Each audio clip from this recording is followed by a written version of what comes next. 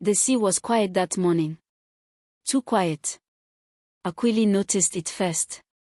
She stood barefoot on the shore, the wet sand cold beneath her feet, and listened. The gulls circled lazily, the wind whispered across the waves, but the water itself, it held its breath.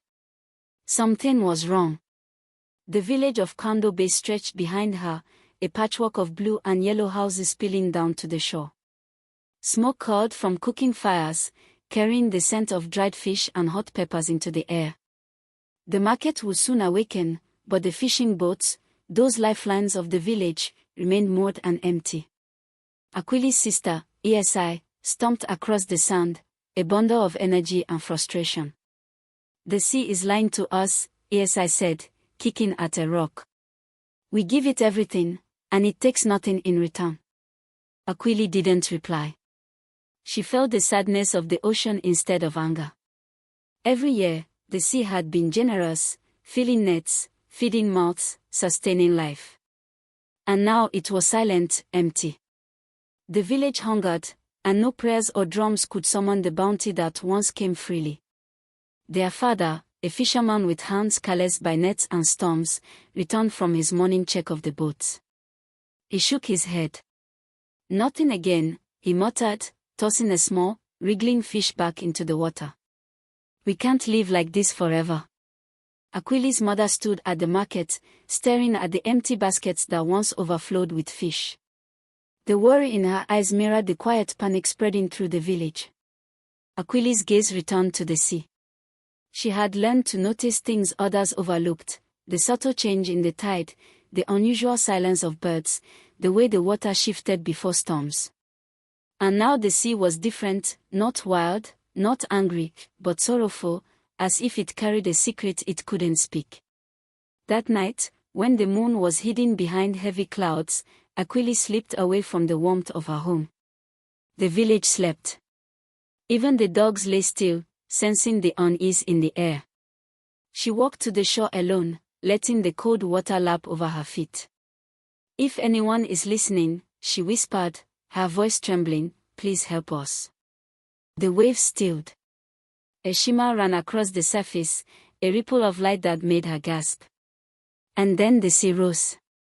From the depths came a figure, tall, radiant, and impossibly beautiful. Skin gleamed like liquid moonlight, hair flowed like currents, and eyes as deep as the ocean itself seemed to pierce through Aquili's very soul.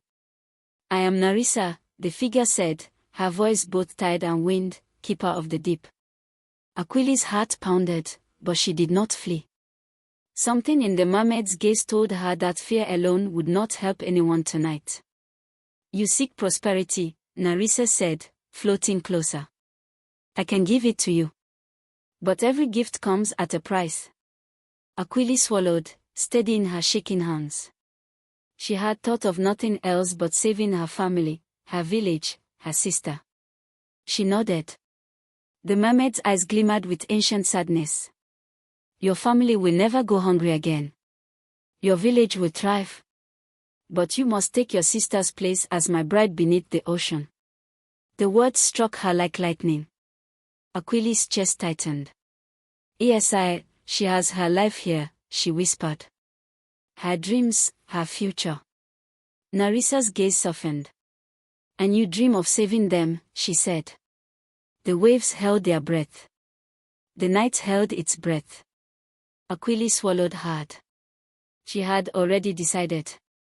She would give anything, even herself, if it meant life for the people she loved. At dawn, the sea changed. Fishermen returned with nets heavy beyond imagining. Boats groaned under the bounty. The market overflowed with fish, the smell of prosperity replacing hunger. The villagers danced, laughed, and prayed, unaware of the sacrifice that had begun quietly that night. The sun rose over Kando Bay, painting the water in gold and amber, but the warmth did little to calm Aquili's heart. The sea had given her village abundance overnight. Nets bulged with fish, boats groaned with their weight, and the market overflowed. Villagers laughed, danced, and sang, celebrating as if the ocean had always been this generous. But Aquili could not join them. Every smile she gave was heavy with a secret. Every laugh was borrowed. She had made a choice that no one else knew, a choice that would change everything. Her sister, Esi, ran to the shore with her usual loud joy, pointing at the boat. "Look at this. It's a miracle.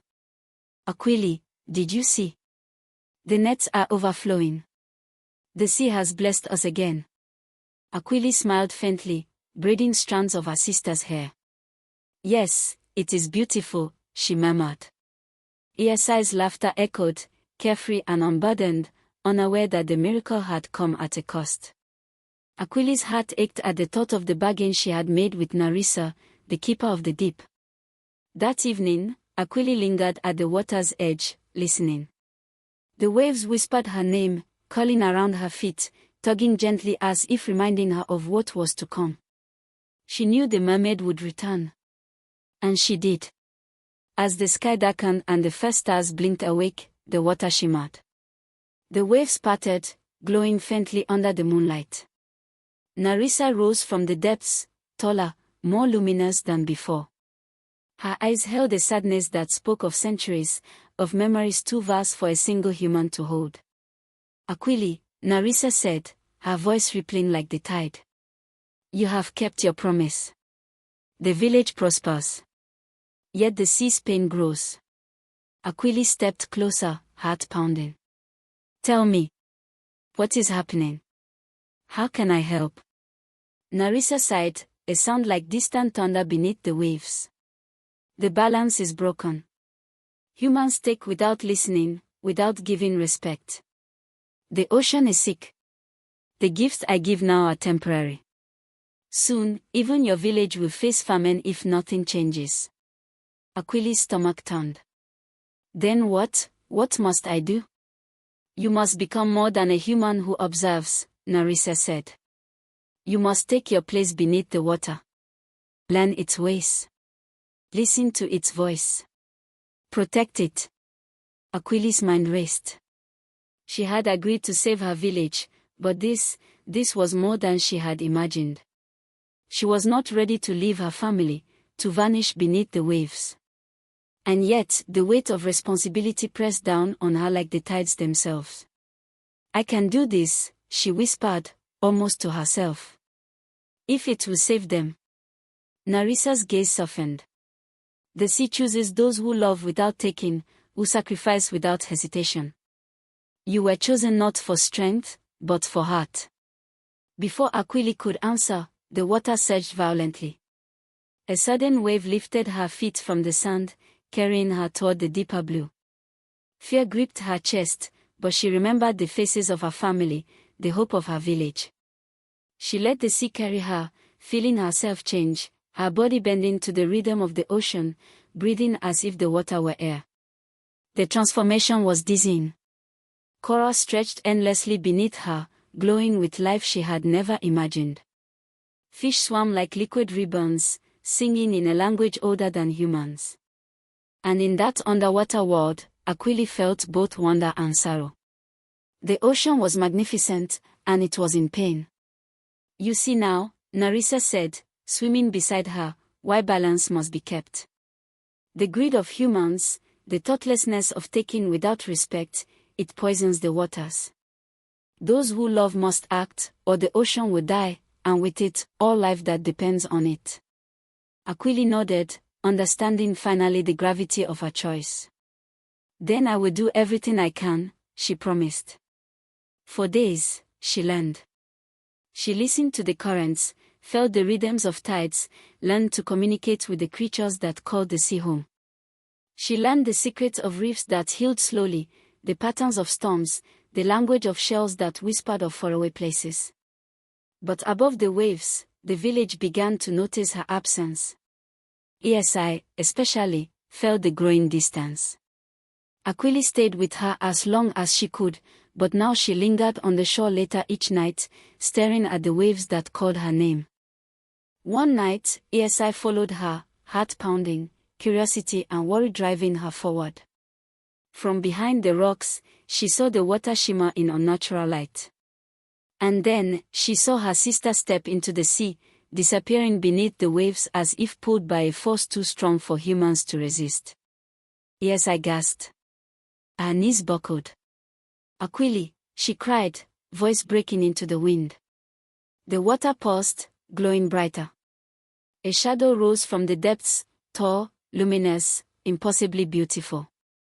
Narissa emerged, and the truth hit ESI like a wave. Her sister had chosen the ocean over her own life on land. ESI's hands shook.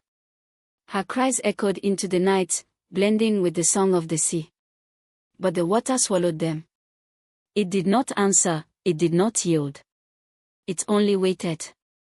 And in that waiting, the ocean whispered a secret, one that would change everything. ESI could hardly breathe.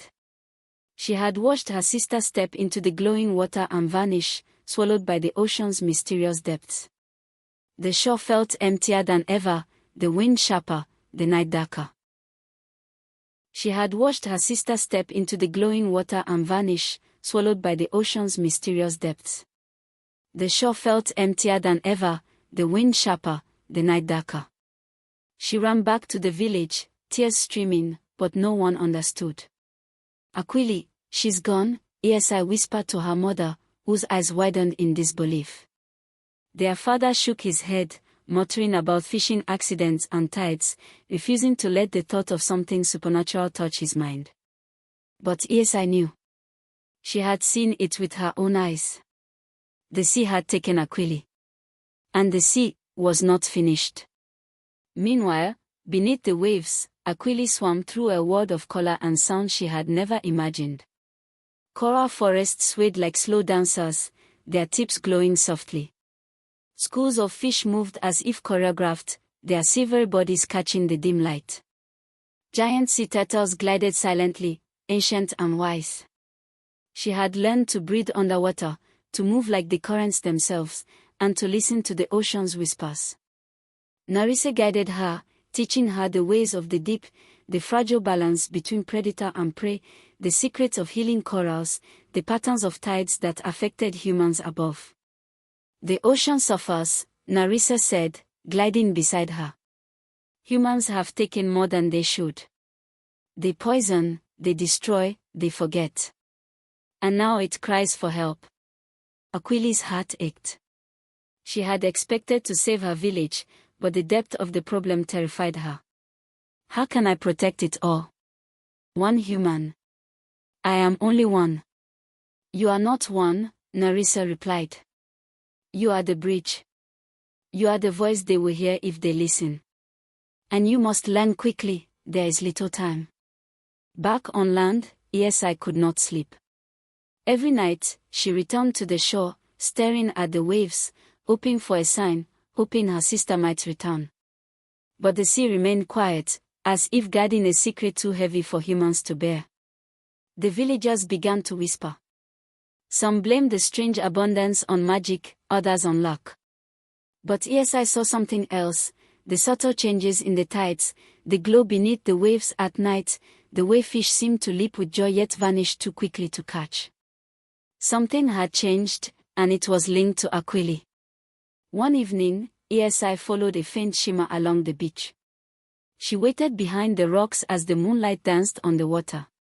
Then she saw her sister again, stepping from the sand into the glowing waves. This time, she did not vanish completely. Aquili. ESI called, her voice cracking. Please, come back. Aquili's head rose from the water. Her eyes, once warm and familiar, now shimmered with a strange light. She smiled, but it was a smile of someone who belonged somewhere else, between two worlds. ESI, Aquili's voice rippled like the waves themselves. I cannot come back, not yet. The sea, it needs me. ESI shook her head, panic rising. You are my sister.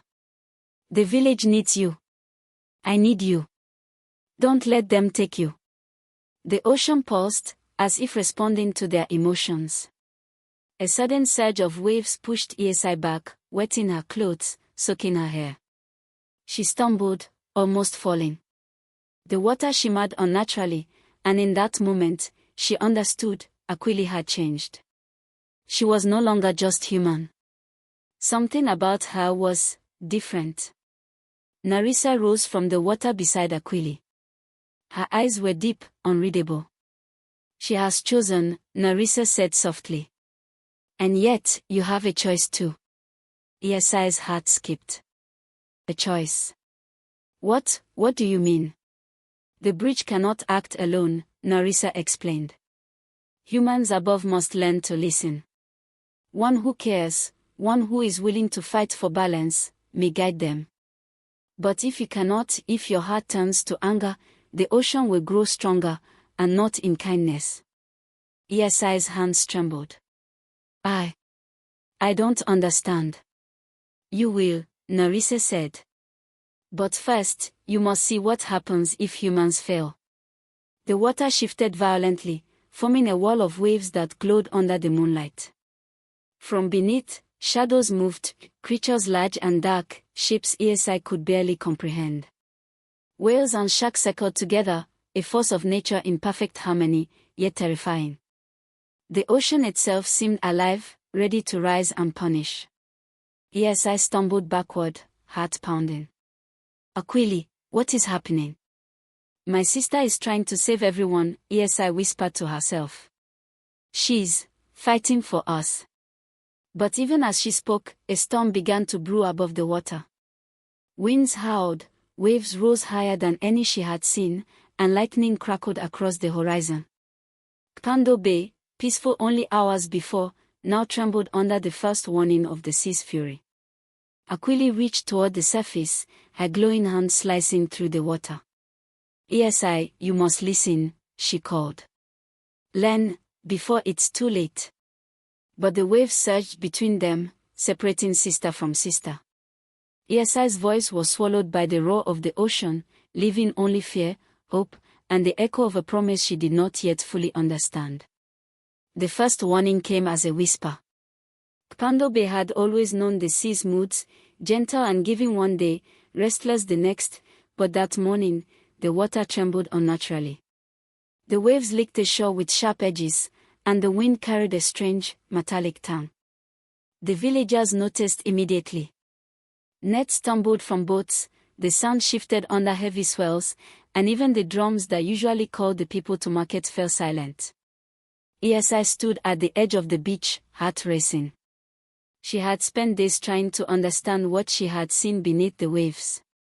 She knew her sister, Aquili, was not gone, she was changed. And now, the ocean was warning them, the balance Aquili fought to protect was breaking. From beneath the glowing waves, a familiar shimmer rose. Aquili appeared, her hair flowing like liquid silver, her skin faintly glowing in the stormlight.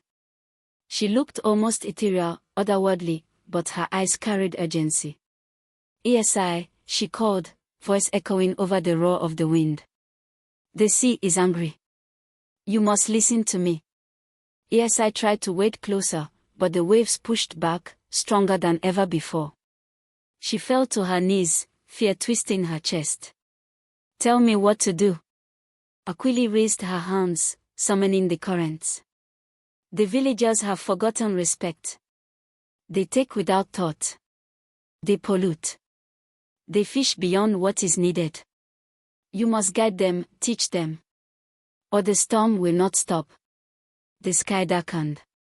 Clouds twisted into furious shapes above Kpando Bay, and the wind howled like a living thing. Boats tipped and rocked, their crews desperately trying to anchor them. Fish that had once brought joy now thrashed violently in shallow waters. From the depths, Narissa rose, taller and more radiant than ever. Her eyes glimmered with an emotion that neither anger nor sorrow could fully capture, something older, colder. Aquili, Narissa said, her voice like the tide in a thunderstorm, the humans above have not learned. They have not changed. They must be tested. The storm will decide.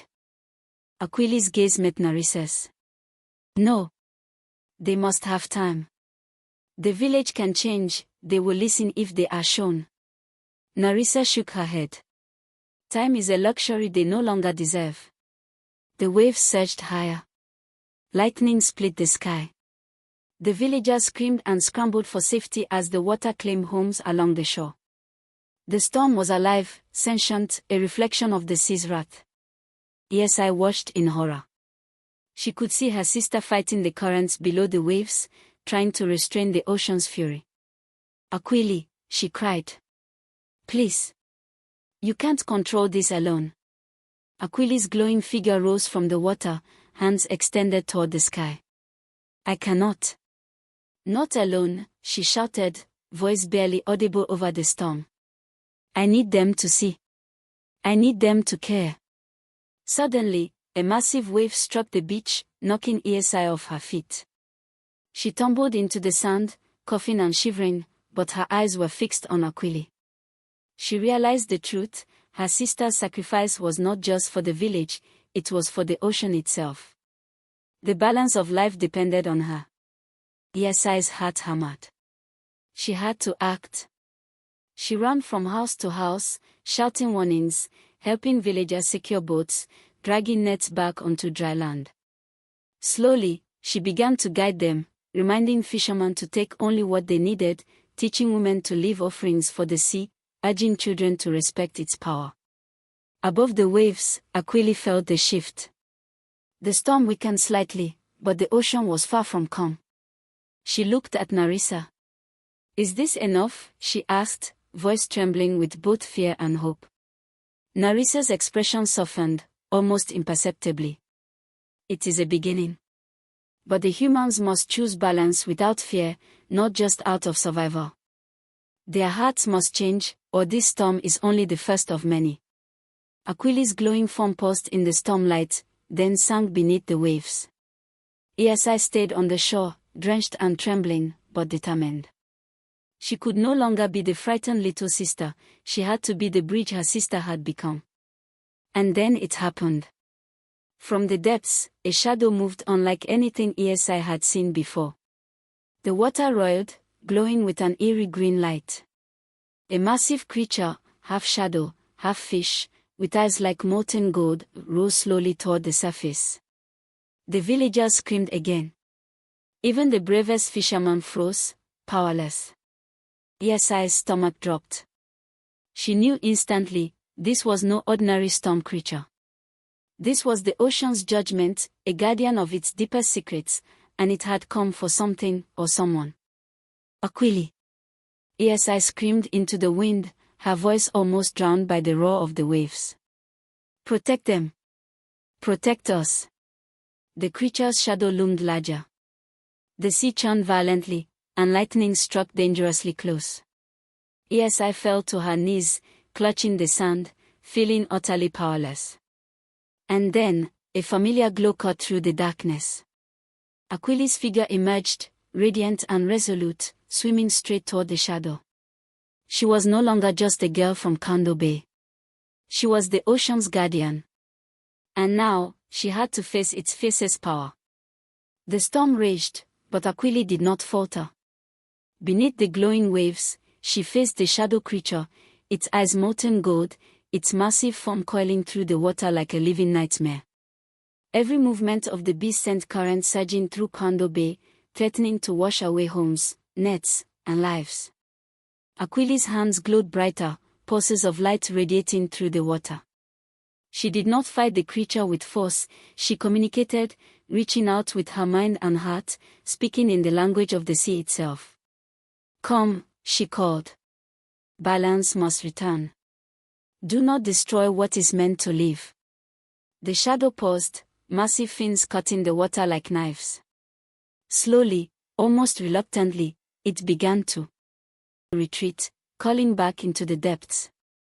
Aquili followed it, her glow illuminating the path, guiding it away from the village and toward the deep reefs where it belonged. Above the waves, ESI held her breath. She could see Aquili's glowing form moving with the currents, guiding the ocean's judgment away from Kando Bay. Every heart in the village that could see the light stopped, mesmerized, awe and fear mixing in equal measure. When the shadow disappeared into the deep, the waves calmed. The wind softened, the lightning stopped, and the storm clouds slowly parted. Kando Bay was battered but intact. Nets were torn, some boats overturned, but the village survived, and more importantly, it had learned. ESI ran to the water's edge, voice trembling. Aquili. Please come back. Aquili surfaced, the glow fading from her skin, revealing the girl her sister had always known, but with something different in her eyes. Something ancient, wise, and unshakably calm. I cannot stay fully, Aquili said, her voice carrying across the quieting waves. The ocean, it is still healing. I am part of it now. But I can return enough to guide the village, to teach balance, to protect. ESI's tears spilled freely. She ran into the shallow waves, embracing her sister. I thought I had lost you, she whispered. You almost did, Aquili replied, hugging her tightly. And the ocean nearly destroyed everything. But it taught us all a lesson. Respect it, care for it, listen, or face the consequences. The villagers gathered, watching silently. They had seen enough to understand something profound. The sea was alive, intelligent, and sacred. Aquili raised her hand, letting them feel the pulse of the water, the connection between land and sea. This is our home, she said, voice steady. We take only what we need. We give thanks. We care. The ocean has given us life, let us return the favor. And slowly, the villagers began to act. Nets were repaired, but fishing was done with thought, not greed. Offerings were made, rituals respected, and children were taught the songs of the sea. Kando Bay would never again take the ocean for granted. Days turned into weeks. Aquili moved between the water and the land, her body no longer fully human, yet no longer entirely of the deep. She became a bridge, teaching the village when to fish, when to rest, when to honor the currents and tides. ESI became her greatest ally, ensuring that the village remembered the story of sacrifice, courage, and love. Together, the sisters transformed Kando Bay into a place where humans and the sea coexisted in harmony. One evening, as the sun set in a blaze of orange and purple, villagers noticed a woman standing where the waves met the sand. Her eyes glowed faintly, reflecting the ocean's light. She did not move, yet everyone felt her presence, a guardian watching, listening, protecting. And in her gaze, the people of Kando Bay understood the truth: the sea does not hate humanity. It only remembers. Every act of kindness, every thoughtless taking, every promise made and broken, the ocean carries it all. Aquili had learned the greatest lesson of all: love that sacrifices can save more than one life, and choosing balance over greed is the most powerful act a human can offer. From that day forward, the village prospered. Fish returned in abundance, storms grew less frequent, and harmony was restored, not through magic alone, but through respect, courage, and understanding. ESI, now an elder, would tell the story to every child, the tale of Aquili, the girl who became more than human, the guardian who became the bridge between worlds. And sometimes, when the sun dipped low and the waves sparkled like molten gold, those who listened closely could hear a soft, echoing song from the water, the voice of Aquili, watching over Kando Bay, forever guarding the fragile balance between land and sea. Thank you for watching and supporting this channel. Don't forget to like, subscribe, and share. Hit the bell button for more videos.